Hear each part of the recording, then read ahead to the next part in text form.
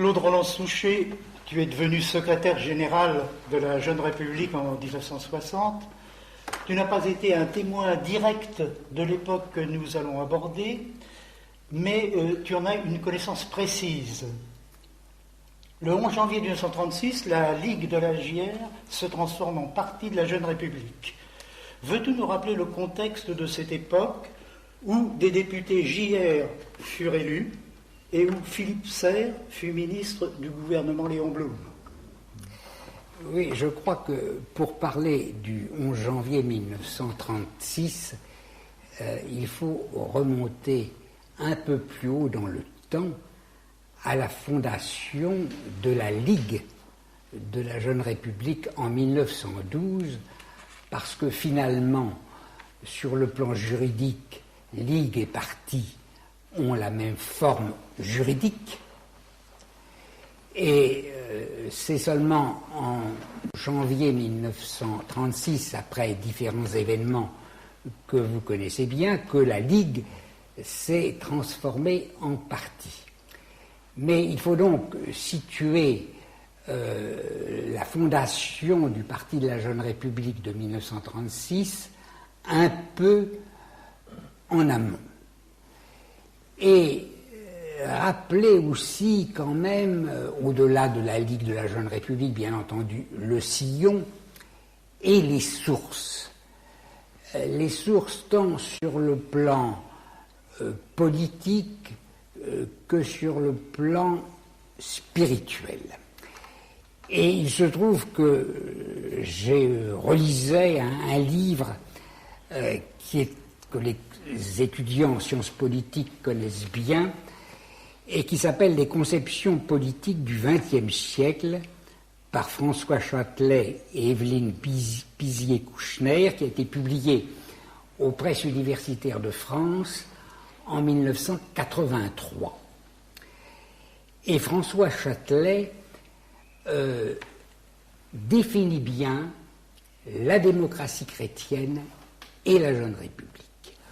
Or, nous nous trouvons actuellement dans la salle de la démocratie, sous le portrait de Marc Sangnier, qui est le père de la démocratie chrétienne et de la Jeune République. Alors, une question qui se pose très fréquemment, quelle est la différence entre le parti de la démocratie chrétienne et la Jeune République? Eh bien, dans ce livre, nous trouvons quelques éléments de réponse qui me paraissent intéressants, d'autant plus qu'ils ont été rédigés par des gens qui sont particulièrement compétents. François Châtelet était professeur de philosophie à l'université de Paris 8 et Evelyne Pizier-Kouchner, professeure de droit public et de sciences politiques. Alors, je lis très rapidement quelques lignes qui fixeront le débat. La démocratie chrétienne, cette expression n'étant point trop restrictive pour qualifier ce courant, s'inspire volontiers de cette synthèse admirable de la pensée d'Aristote et de l'Évangile que fut le thomisme. Donc, la démocratie chrétienne se rattacherait à la Summa Theologica de Thomas d'Aquin. Et nous lisons ensuite ce paragraphe qui fera peut-être bondir quelqu'un, mais qui doit quand même contenir une part de vérité. On voit dans quel sens, au sein de la pensée libérale, cette démocratie chrétienne est à la fois réactionnaire et progressiste.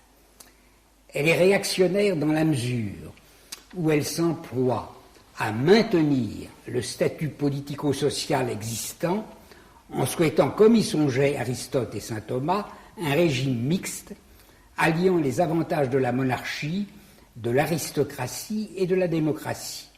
Le mouvement républicain populaire a été ainsi spontanément gaulliste, le gaullisme lui donnant à juste titre ou non cette image composite. Mais elle est aussi progressiste parce qu'elle s'oppose aux excès totalitaires, au fascisme, et admet les réformes indispensables. on voit du coup pourquoi la démocratie chrétienne se situe au centre. L'ennemi majeur de la démocratie chrétienne est l'anarchie. Alors maintenant, nous passons à la Jeune République.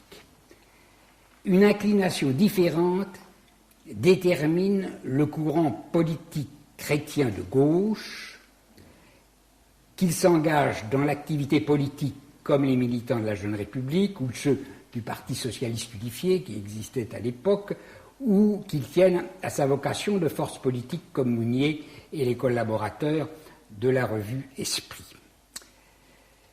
Ce qu'ils condamnent, ce qu'ils cherchent à abattre, ce n'est pas l'anarchie fauteur de troubles, c'est au contraire l'ordre inhumain, l'ordre de masse qu'instaure le règne de l'industrie et de l'État-nation, à ordre qui broie la personne ou le sujet. Allons là retrouver le socialisme personnaliste.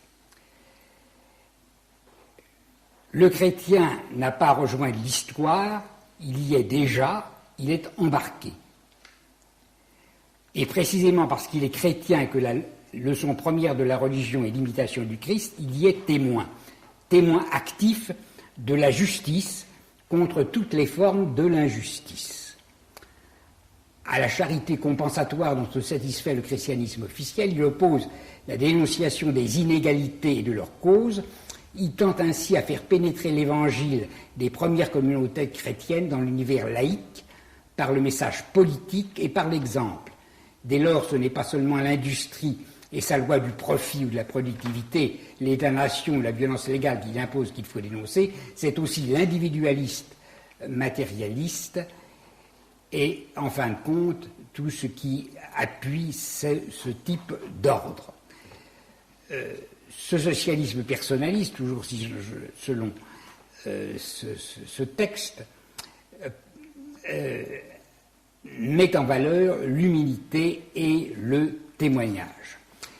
Je vous lis ce texte pour montrer que dans leur texte, François Châtelet et Evelyne Kouchner opposent un peu le thomisme de la démocratie chrétienne à l'augustinisme de la Jeune République. C'est ainsi qu'ils écrivent, à parler de façon simplifiée, si les démocraties chrétiennes européennes ont pour docteur saint Thomas et sa conception du mixte, ce courant, donc le courant de la Jeune République, aurait plutôt pour maître saint Augustin, l'auteur des Confessions et de la Cité de Dieu, c'est-à-dire fondé sur la personne.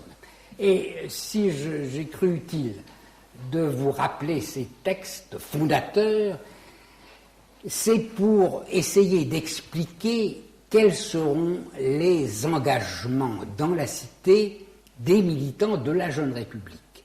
Il est bien évident que la Ligue de la Jeune République et ensuite le Parti de la Jeune République, fondé le 11 janvier 1936, sont des partis laïques, sont des partis non confessionnaux, tout à fait laïques. Mais il n'empêche que cette inspiration se trouve à l'origine de l'action des militants.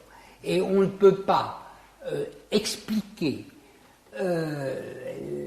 l'action des militants de la Jeune République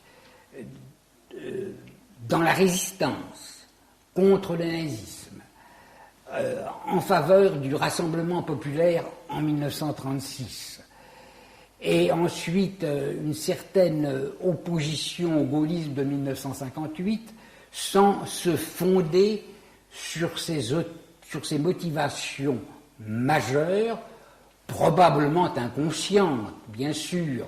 Ne prétendons pas que les militants de la Jeune République, et moi le premier, soient des érudits comme Irénée Maroux de Saint-Augustin.